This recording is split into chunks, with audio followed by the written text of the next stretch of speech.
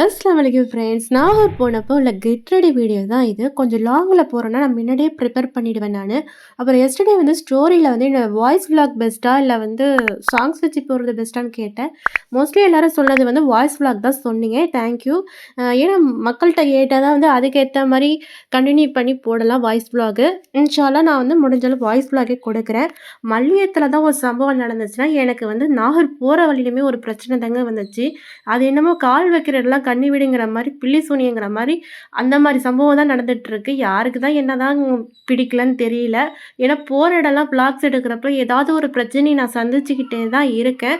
நாகூர் போறப்ப என்னாச்சுன்னா, நான் ஆட்டோல தான் போனேன். ஆட்டோல வந்து கிளட்ச் ஒயர்ல வந்து ஒரு மாரி கருகுன வாடையும், புகையும் வந்துச்சு. பின்னாடிலேருந்து அதிகமா வந்துச்சு ஓவரா.